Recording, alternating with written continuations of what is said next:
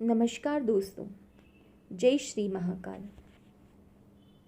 हनुमान जी आज भी सशरीर इस धरती पर मौजूद हैं। वे एक कल्प तक धरती पर ही रहेंगे। कहते हैं कि ऐसे कई लोग हैं जिन्होंने हनुमान जी के साक्षात दर्शन किए थे। द्वापर में भीम और अर्जुन के बाद कलयुग में निम्नलिखित 10 लोगों ने हनुमान जी के दर्शन किए थे। सर्वप्रथम है माधव आचार्य जी। माधव आचार्य जी का जन्म सन 1200 ईस्वी में हुआ था। माधव आचार्य जी प्रभु श्री राम और हनुमान जी के परम भक्त थे। यही कारण था कि एक दिन उनको हनुमान जी के साक्षात दर्शन हुए। संत माधव आचार्य जी ने हनुमान जी को अपने आश्रम में देखने की बात बताई थी। दूसरे हैं श्री व्यास राय तीर्थ जी। इनका जन्म कर्नाटक में सन 1400 ईस्वी में कावेरी नदी के तट पर बन्नूर में हुआ था। विजयनगर के महान सम्राट श्री कृष्णदेव राय के गुरु श्री व्यास राय तीर्थ हनुमान जी के परम भक्त थे। उन्होंने देश भर में घूमकर देश की रक्षा के लिए 732 वीर हनुमान मंदिर स्थापित किए। उन्होंने श्री हनुमान पर प्रणव नादिराई, मुक्का प्राणपादिराई और सद्गुणु चरित लिखा। तीसरे हैं तुलसीदास जी। तुलसीदास जी का जन्म सन 1500 ईस्वी में श्रावण मास की शुक्ल पक्ष की सप्तमी तिथि को हुआ था। तुलसीदास जी जब चित्रकूट में रहते थे तब जंगल में शौच करने जाते थे। वहीं एक दिन उन्हें एक प्रेत नजर आया। उस प्रेत ने ही बताया था कि हनुमान जी के दर्शन करना है तो वे कुष्ठी रूप में प्रतिदिन हरि कथा सुनने आते हैं। तुलसीदास जी ने वहीं पर हनुमान जी को पहचान लिया और उनके पैर पकड़ लिए। अंत में हार कर कुष्ठी रूप में राम कथा सुन रहे हनुमान जी ने तुलसीदास जी को भगवान के दर्शन करवाने का वचन दे ही दिया। फिर एक दिन मंदाकिनी के तट पर तुलसीदास जी चंदन घीस रहे थे।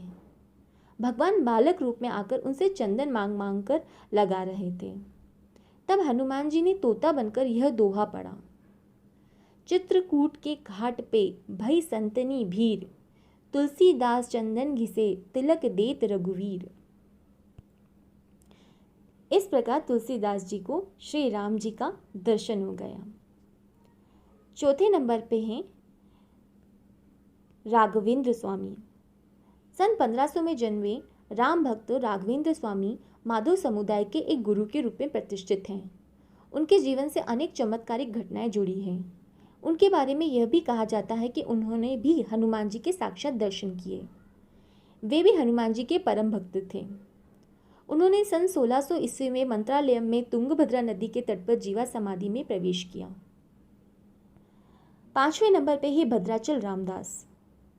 सन 1620 में जन्मे और 1688 में ब्रह्मलीन भद्राचल रामदास का पूर्व नाम गोपन था। गोपन अब्दुल हसन तान शाह के दरबार में तहसीलदार थे।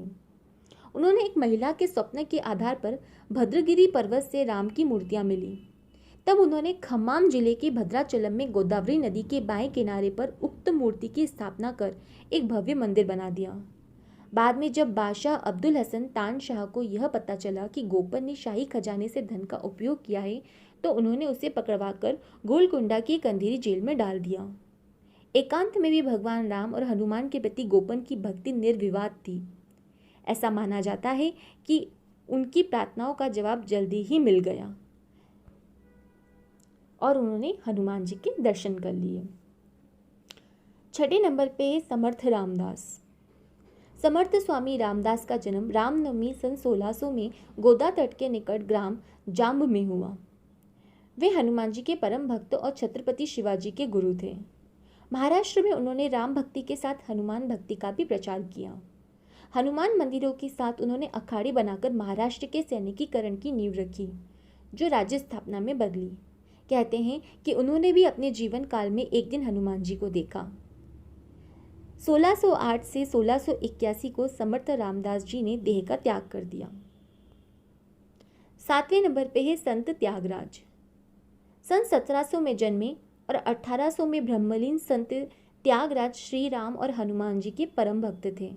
ऐसा माना जाता है कि उन्होंने 6 करोड़ बार श्री राम की थार का नाम का पाठ किया और थिरुवियारू के थिरुमंजना स्ट्रीट पर अपने घर के सामने सीता देवी, लक्ष्मण और श्री अंजनीय के साथ श्री राम के दर्शन का सौभाग्य प्राप्त किया। 8वें नंबर पर है श्री रामकृष्ण परमहंस। 1836 में जन्मे और 1886 में ब्रह्मलीन स्वामी रामकृष्ण परमहंस भी हनुमान जी के परम भक्त थे। हालांकि उनकी प्रसिद्धि काली के भक्त के रूप में ज़्यादा थी क्योंकि वे मंदिर के पुजारी थे।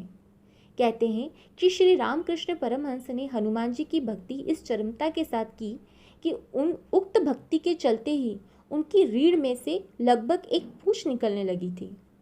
दरअसल रामकृष्ण परमहंस ने धर्म के सभी मार्गों की पद्धति से भक्ति करके सत्य को जानने का कार्य किया था। 9वें नंबर पर है शिरडी के साईं बाबा। ऐसा मान्यता है कि दत्तात्रेय के अवतार माने जाने वाले अक्कलकोट स्वामी महाराष्ट्र के मनमाड़ रेलवे स्टेशन से 16 किलोमीटर दूर पाथरी में श्री साईं बाबा के रूप में 27 सितंबर 1938 में पुनर्जन्म लेते हैं। एक जीवनी के अनुसार श्री शिरडी साईं बाबा का जन्म भूसारी परिवार में हुआ था, जिनके परिवार देवता कुम्हार बावड़ी के श्री हनुमान थे, जो पाथरी के बाहरी इलाके में थे। साईं बाबा पर हनुमान जी की विशेष कृपा थी। साईं बाबा प्रभु श्री राम और हनुमान की भक्ति किया करते थे।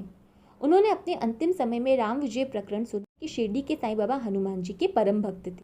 10वें नंबर पर है नीम करोली बाबा। नीम करोली बाबा का वास्तविक नाम लक्ष्मी नारायण शर्मा था। यूपी के अकबरपुर गांव में उनका जन्म सन 1900 के आसपास हुआ था। उन्होंने अपने शरीर का त्याग 11 सितंबर 1973 को वृंदावन में किया। बाबा नीम करोली हनुमान जी के परम भक्त थे। उन्होंने देश भर में हनुमान जी के कई मंदिर बनवाए थे। नीम करोली बाबा के कई चमत्कारिक किस्से हैं। उनके बारे में कहा जाता है कि हनुमान जी उन्हें साक्षात दर्शन देते थे। तो इस प्रकार दोस्तों, ये 10 व्यक्ति हैं जिन्होंने धरती पर हनुमान जी के साक्षात दर्शन किए। हो सकता है आप में से कुछ लोग इन तथ्यों से अपरिचित हो या इन्हें नहीं माने, परंतु आस्था ही श्रद्धा है। आशा करती हूँ कि आप लोग संतुष्ट हुए होंगे। महाकाल, मेरे किसी उच्चारण में यदि कोई गलती हुई हो, आपके श्रवण में कोई गलती हुई हो, तो भगवान हनुमान महाकाल हमें क्षमा करें। धन्यवाद।